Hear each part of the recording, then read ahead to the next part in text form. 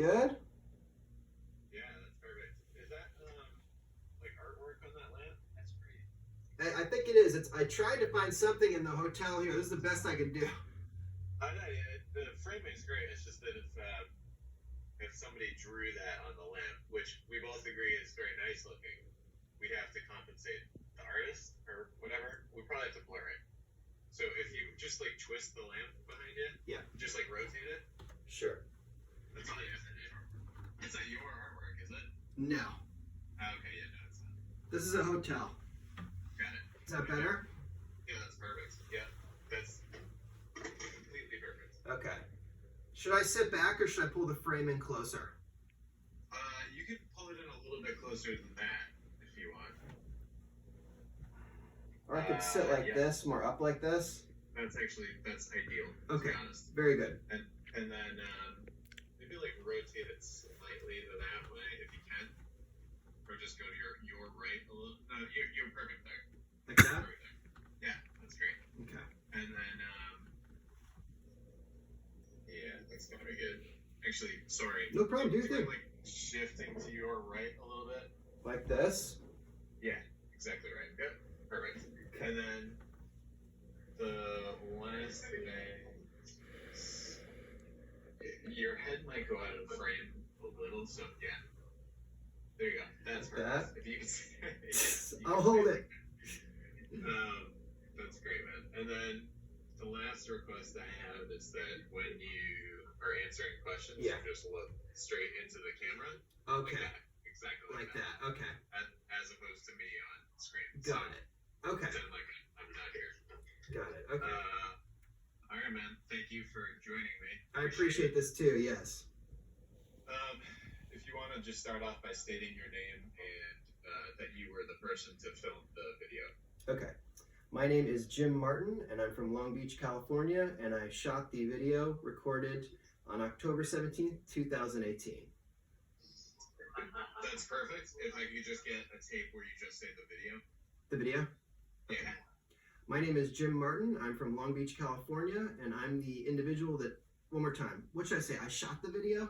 Yeah, Fuck. just be like, my name is Jim Martin and I shot the video. Okay. That's it. That's all we need. Okay. My name is Jim Martin, and I recorded the video. Perfect. And if you want to just start off by like just describing the day, what you were doing that day, and kind of why you began to film, if you have like a 1 or 2 minute summary. Sure. So it was a fall day in October, and I was outside in my yard actually doing yard work when suddenly I saw this incredible object in the sky coming towards the ocean, and I decided to grab my camera and record it. You want more background on the day? More background? If you don't mind, if you have it, but if there's nothing more, then don't worry about it. But yeah, if you got more to say, okay. Say it. Well, how much should I go into? You know, backyard, like doing yard work, walking around. How much detail you want on this thing? You know? I mean, as vivid as you can make it without going like, for 15 minutes or something. Okay, give me another shot. If you want to like really lean into the experience, for sure. Okay. I'll take it. Okay, here we go. So it was a fall day in October 2018, and I was outside doing some yard work and just enjoying the day around me. Yeah, I don't know too much to say. Fuck, man. I don't have too many more details than that. You were doing great. That was a good start. Okay. It doesn't have to be like, you don't have to like, it's not like delivering a monologue or anything. Okay. It could just be like your memory of it. You don't have to like, if you fuck up some words or whatever, then it doesn't matter. You can just keep going. Okay. So one more try here. Okay. Yeah. You're doing great. Okay. So it was a fall day in October 2018, and I was outside doing some yard work in my back. I was outside doing some yard work. I think we froze. Oh, there we go. Shit. Wait, yeah, okay, yeah, it froze for a second. Okay. Did it freeze on your end? It did, yeah. Yeah, okay, good. I mean, that's not good, but at least you knew it. Okay, start over. It was a fall day in Long Beach, and I was outside in my backyard doing yard work, enjoying the day when I noticed this incredible object northwards in the sky. So I grabbed my camera and decided to take a closer look. I was going to ask you this later, but the video you stress is like during daylight. Yeah. So it's like 250 or something. That's true. So my first thought when I was watching this was like, how did you even see it in the first place if it's like so bright? You know what I mean? Because I know you filmed it in infrared, Yes.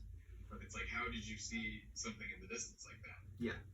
So the main object was visible to the naked eye in the sky. It looked like an elongated orb, essentially, almost more like a portal moving through the sky.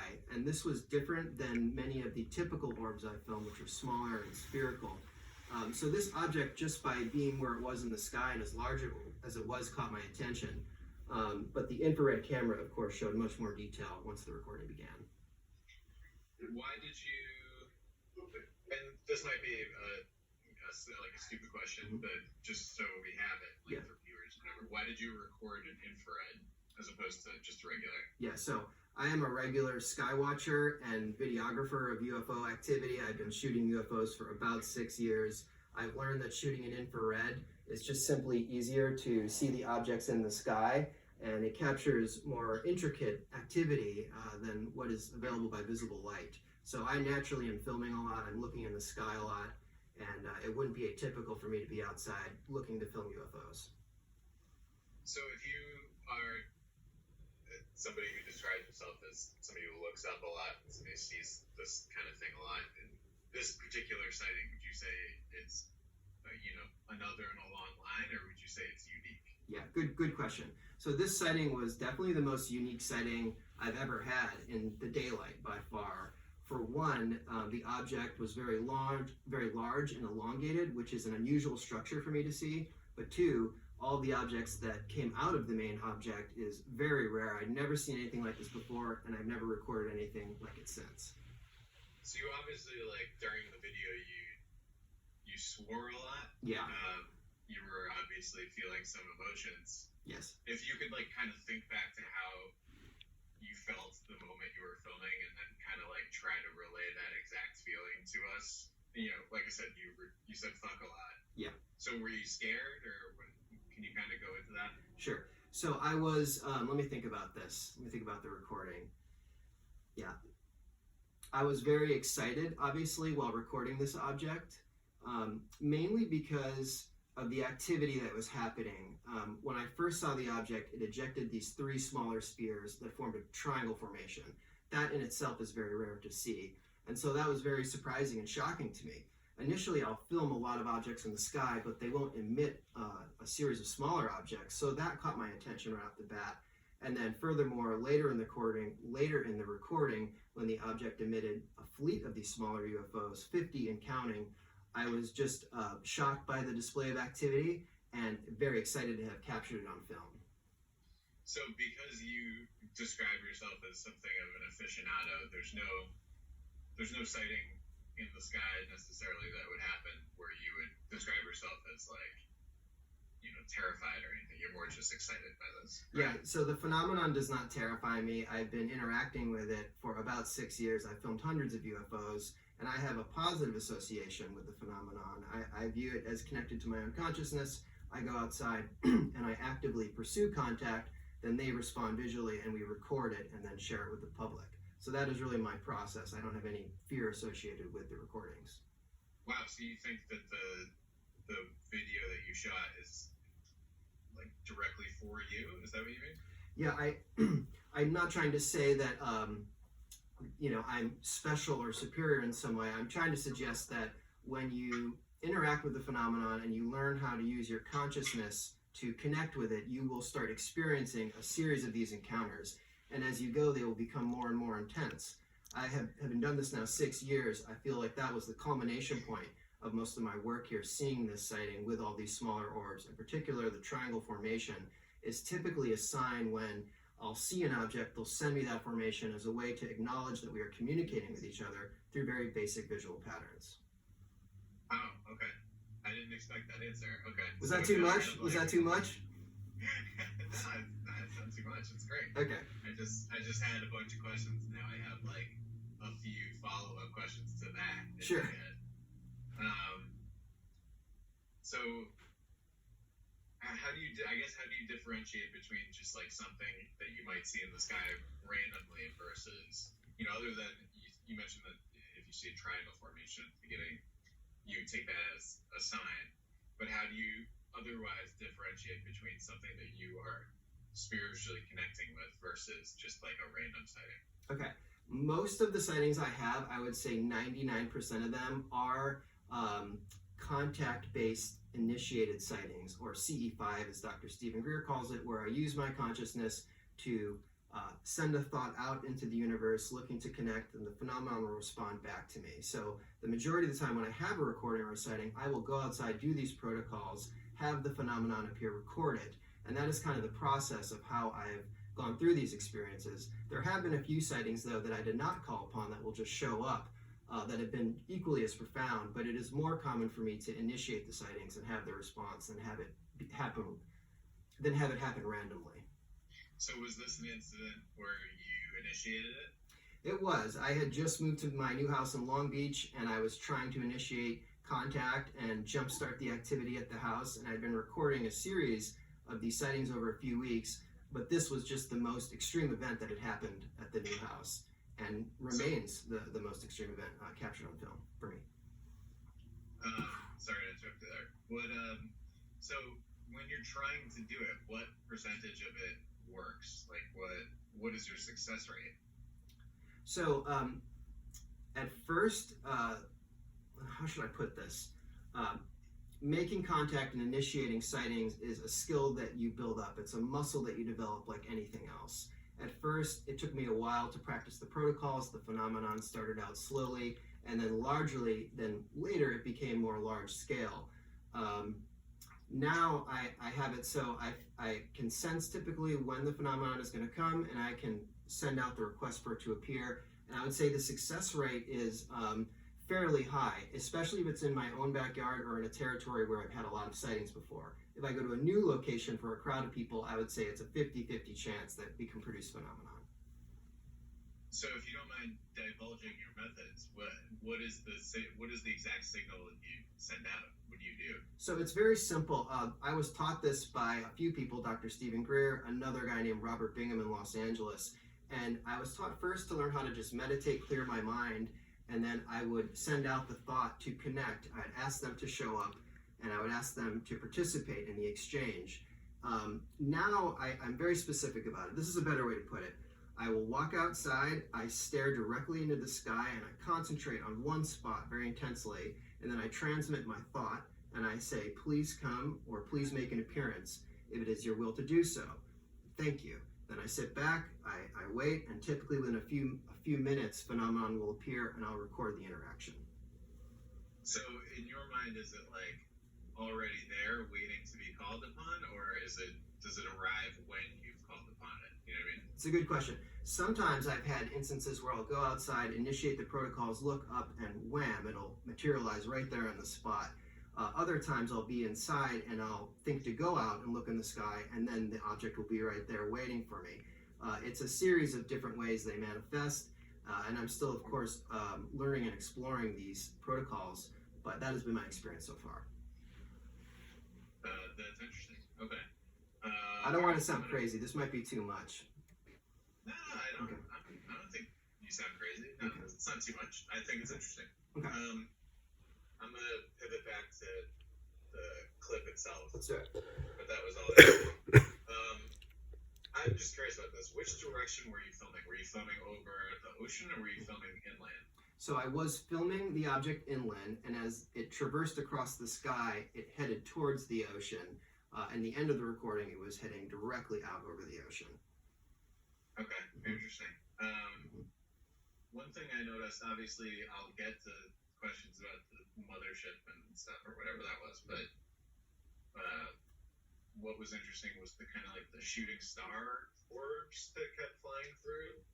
What do you make of that? What do you think those were? You're talking about objects that are not coming from the main object, but are just shooting past it through the frame? Yeah, you know what I'm talking about? Like it was like the thing, and then it dropped down, but then like sometimes there'd be like a thing that just flew. You know what I'm talking about? Right, yeah. So I think whenever a major scale sighting like that comes into play, it typically attracts a lot of these objects, and the infrared camera will capture some of these very fast flying smaller objects, and you'll see them zipping around the frame while the main object is, being recorded. I just view these as smaller orbs that are in the area interacting with the environment. Interesting. Okay. You can't see that with the visible eye. You can only see these with the infrared camera, which is another important point to make. Sorry. So that's okay. So if you didn't have an infrared camera, would you not be able to see this particular sighting? That's correct. If I didn't have an infrared camera, you would only see the large main object, what looked like a moving portal. You would not see all the smaller objects being ejected from it. Oh, wow. Okay. So does that mean that it was? Well, I'll get there. Hold on. I already answered that. So what do you think well, I guess, what do you think we were looking at there? What, if you had to guess what that was, what do you think it was? Ooh, well, I would say that is another manifestation of the phenomenon which we call UFOs, and a plasma-based anomaly would be my guess. I think these are smaller spheres that are released from this main object that may be scouting or probing, looking around Earth. I'm hesitant to put an extraterrestrial hypothesis on that object. To me, they seem more like living entities that may be either living in our upper atmosphere or possibly another dimension, but it is definitely connected to the individual, I believe, making contact. I think they want to have these demonstrations recorded, and I think it's a slow disclosure for the mainstream media. So you think that you're saying that they want to have they want to be caught on tape to like kind of gradually increase awareness, is what you're saying? That's correct. I think these phenomena, these recordings are widespread around the world. I think they're deliberate, and I think it's a process of acclimating the society to their presence and a slow disclosure through a series of these recordings by individuals such as myself.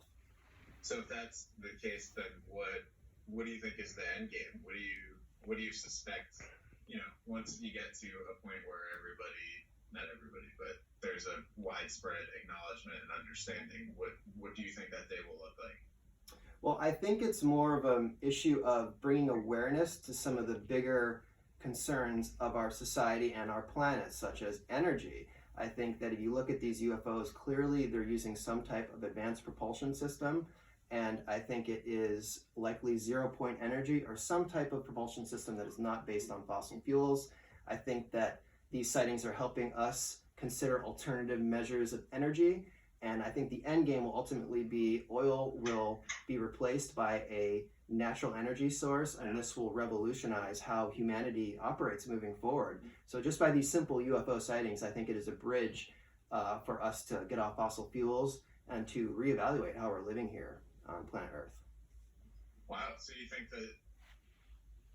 think that they're helpful ultimately? I do. I think it's a process of helping us get past the suppression here of whatever the powers are be, if that's greed, corporate profits, or whatever is keeping us stuck in this fossil fuel energy system. I think just at its most basic level, the UFOs represent a new propulsion system, a new way to look at energy, which is going to be far more productive for the Earth and all of us as civilians here. Okay. What's the significance, other than giving you a sign that they're acknowledging your call out to them, what do you think the significance is of the triangular formation at the beginning? Yeah. So I think that they are still far more advanced than we are. It may not be possible for them to communicate with me the way I can communicate with you. I think that these triangle formations are just simplistic patterns for us to acknowledge that we are communicating with each other, and them being a much higher form of consciousness, it's their way of acknowledging that they are hearing my calls, and a way for us to communicate in very basic terms. Does that make sense? Yeah, I think so. Yeah, sure. I have another analogy for that, real quick. Go ahead. Okay. Go ahead, if you got one. The famous author John Keel described an amoeba living in a drop of water, and that amoeba would not be present or mindful of us looking in on it through a microscope. We are essentially that amoeba in the droplet of water. It's only when you take a needle and poke into that little droplet of water that the amoeba becomes aware of yourself, of us looking in on it. I think the UFO phenomenon to some extent is like that. It's showing us there's this greater reality, but they may not be able to communicate with us in a way we understand beyond very basic visual displays in the sky. Interesting. So I guess what is your wait to clear something up? Yeah. You said earlier that because I don't remember this at the end. It eventually just like kind of flew away over the ocean. Is that what you're saying? Yeah, it eventually flew out of my perspective. You can see in the end of the recording, it flies past the tree and the telephone pole, and I shifted my position in the yard to try and capture it, but I couldn't get it back in the lens at that point, and by then it had already traversed far over the ocean. Okay. And how long was it? Was it just like the runtime, kind of like 10 minutes? That's right. Experience? Yeah, the whole experience was captured on film during the runtime of about 10 minutes. Okay. So, so I guess what is like your specific end game with it? Like, what role do you want to play? Is it just awareness? Yeah, I think my main role is obviously to document the phenomenon to the best of my ability and to share these captures with the world through whatever medium I can, and to let others know that this is happening, that it is a productive experience and one that can help you grow personally and I think benefit society as a whole as we become more aware of a bigger reality, a greater presence among us. How, I think this is my last question. Yeah. How did you mention growing personally? How has it made you grow personally? Well, I think once I started seeing the phenomenon, it expanded my perspective just of the universe in general, but also it expanded my understanding of the power of thought. I hadn't considered how powerful thought could be, how I could transmit a thought so far. Essentially, the nature of boundless thought was very interesting to me. On a personal level, though, I think seeing so many UFO sightings and having the contact back and forth has also helped me in my own life, learning how to manifest and just bring things into reality through thought and through consciousness. Got it. Okay. Yeah. All right. I think that's all I got, man. I appreciate it. Good. Hopefully that wasn't too far out. I was just going to give you a basic summary of the capture, but I got the summary and I got a lot of other stuff too. So okay. It's all interesting to me. You don't have to feel weird about it. Okay. But I appreciate it. Thanks a lot. Cool. Yeah, I love your guys' show, man. Thank you for picking up the film. Cool. Thank you for saying that. And I guess we'll reach out if we need anything further. Great. Okay, cool. Thank you very much. All right, man. Have a good one. You too. Bye.